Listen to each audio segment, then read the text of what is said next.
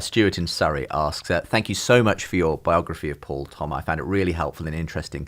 My question relates to Paul's prayer life. When the apostle thanks God that he speaks in tongues more than all the church in Corinth, why do you appear to ignore tongues as a significant dimension of Paul's experience of prayer? Interesting. I need to go back and reread the biography and see what I say about tongues. I didn't think I'd ignored it because, yes, clearly from what Paul says in 1 Corinthians 12, tongues is a very important aspect of his prayer life. I have tended, I suppose, to focus on the passages where we can see Paul taking the Jewish prayer traditions and re-praying them around Jesus, as in 1 Corinthians 8:6, where he expands the Shema, Hear, O Israel, the Lord our God, the Lord is one, so that we find Jesus inside it, which is hugely exciting. But yes, clearly Paul does pray in tongues, though he says normally that for him is private, right, rather than something he does in church, because he's a teacher. He wants people to be built up, which if you pray in tongues won't happen unless someone interprets, and that's a whole other issue. Interestingly, if we didn't have 1 Corinthians 12 and 14, we would never know that there was any question of tongues in the early church at all, far less in Paul.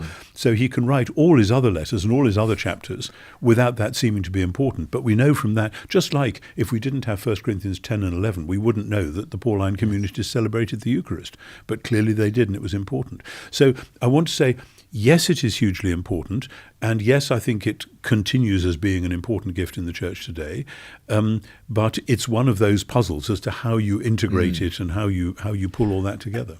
I'd just be interested to know whether the idea of tongues was a phenomenon that existed anyway in that culture. Oh, yes. It wasn't a specifically new thing among the Christian community. No. The idea of ecstatic speech is reported among many groups in the ancient world, which is why in 1 Corinthians 12 Paul has to say, beware, if somebody says Jesus be cursed, that person is not speaking in the Spirit. In other words, it's possible that this can be counterfeited. Yes. And Paul is very much aware that any gifts can be counterfeited. And need to be dealt with wisely in that sense. Yeah.